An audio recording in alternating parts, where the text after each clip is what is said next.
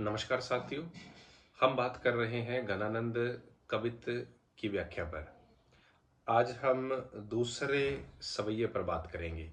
पहले कवित की व्याख्या पूर्ण हो चुकी थी, दूसरे सवैये की व्याख्या हम शुरू कर रहे हैं।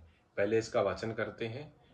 तो जल के अति सुंदर आनन गोर, जल के अति सुंदर आनन गोर, छक दृग राजत कानन छवे, हंसी बोलन में छवि फूलन की, हंसी बोलन में छवि फूलन की, वर्षा उर ऊपर जाती है हवे, लट लोल कपोल कलोल करे, कल कंठ बनी जल जावल दवे, अंग अंग तरंग उठे दुतिकी, अंग अंग तरंग उठे दुतिकी, परिहे मन रूप अवेधर चवे, परिहे मन रूप अवेधर चवे।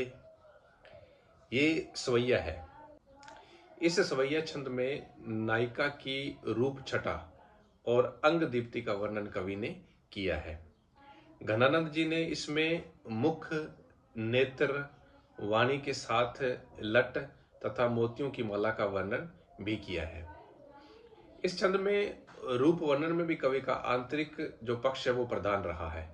रूप का हृदय पर पड़ने वाले प्रभाव को ध्यान में रखकर कवि क्या है, अपनी अभिव्यक्ति कर रहा है।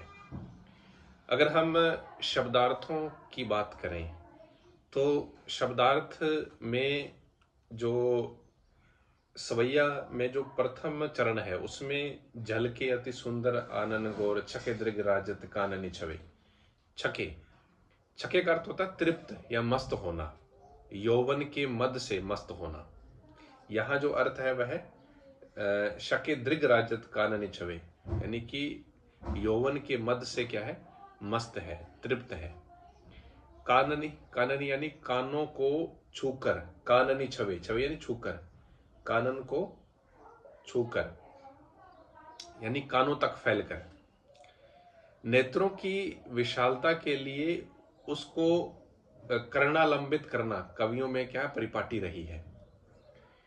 फिर आगे है कि लट लोल कपोल कलोल करे, कपोल गालों को कहते हैं, कपोलों को या गालों पर।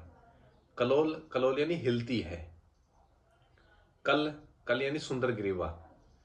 जल जावली यानी जलज धन अवली। जलज होता है जल से उत्पन्न, जय होता है पैदा होना या उत्पन्न होना। जलज यहाँ जो शब्द इस्तेमाल हुआ है वह मोती के लिए हुआ है। अवली यानी कि पूरी लड़ी, समूह, दो लड़की मोतियों की माला, यह जल जावली है। रूप, रूप यानी सौंदर्य। धर, धर माने धरा, धरती या पृथ्वी पर। चवे यानी चूना, चू पड़ना, छलकना या छलक पड़ना। अंग अंग तरंग उठे दुति की, परिहे मनोरूप अवेधर चवे। यहाँ मनो, मनो यानी उत्प्रेक्षा अलंकार है। यहाँ पर पहला सवैया छंद का जो पहला चरण है वह यह है कि जल के अति सुंदर आनन गोर, छके दृग राजत काननी छवे। जल के अति अर्थात प्रेमिका का अति सुंदर गौर मुख दीप्ति के प्रकाश से झलक रहा है। दीप्ति के प्रकाश से क्या है, झलक मार रहा है। जो प्रेमिका है उसका बहुत ही सुंदर गौर जो चेहरा है वह। छके, छके दृग राजत कानने छवे, यानी उस मुख में यौवन के मद से छके हुए, यौवन के मद से मस्त हुए जो नेत्र हैं वह कानों को छूते हुए क्या है, सुशोभित हो रहे हैं और भी क्या है, खूबसूरत लग रहे हैं। हंसी बोलन में छवि फूलन की वर्षा, उर ऊपर जाती है हवे।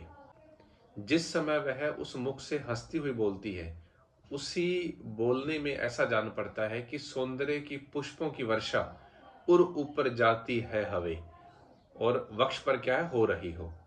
उर, उर यानी हृदय, ऊपर यानी उसके ऊपर, वक्ष पर क्या है, वह फूलों की वर्षा हो रही हो, फूलों की बरसात हो रही हो। कहाँ हो रही हो, उसके वक्ष पर हो रही हो। जिस समय वह उस मुख से हंसते हुए बोलती है, उसी बोलने में ऐसा जान पड़ता है कि सौंदर्य के पुष्पों की वर्षा उसके वक्ष पर हो रही हो। अर्थात सौंदर्य की पुष्पों की जो वर्षा है वह वक्ष पर क्या है, वृष्टि हो रही हो। लट लोल कपोल कलोल करे, कल कंठ बनी जल जावली दवे। बोलने से उसका शरीर हिलता है। जब वह बोलती है, वह नायिका, वह प्रेमिका, तो उस समय उसका शरीर क्या हिलता है। इसलिए कपोलों पर चंचल लटें हैं, वह भी क्या है, हिलने लगती हैं। जब वह बोलती है तो उसका शरीर हिलेगा, शरीर हिलेगा तो उसके कपोलों पर जो ये चंचल लटें हैं वह भी क्या है, हिलने लग जाती है। कल कंठ बनी जल जावली दवे, जल जावली यानी कि इसके साथ सुंदर ग्रीवा पर सुशोभित 2 लड़ मोतियों की जो माला है वो भी क्या है, हिलने लगती है। जब वह बोलती है तो उसका शरीर भी हिलता है, शरीर हिलता है तो कपोलों पर जो चंचल लटें हैं वे भी हिलने लगती है। और इसके साथ सुंदर ग्रीवा पर सुशोभित 2 लड़ मोतियों की माला है वो भी क्या है, हिलने लग जाती है। कल कंठ, कल यानी ग्रीवा, सुंदर ग्रीवा, जल जावली यानी मोतियों की 2 लड़ मोतियों की माला, वो भी क्या हिलने लग जाती है। अंग अंग तरंग उठे दुति की, अंग अंग तरंग उठे दुति की, परिहे मनोरूप अवेधर चवे। और उसकी प्रत्येक अंग में से इस प्रकार प्रत्येक अंग के हिलने से दीप्ति की जो लहरें हैं वह भी क्या है, उठने लगती हैं। दीप्ति, दीप्ति यानी प्रकाश, प्रकाश के इस प्रकार हिलने से ऐसा जान पड़ता है कि मानो शरीर में जो लबालब भरा हुआ अंग अंग तरंग उठे, अंग अंग अंग अंग तरंग उठे दुति की, परिहे मनोरूप अवेधर चवे।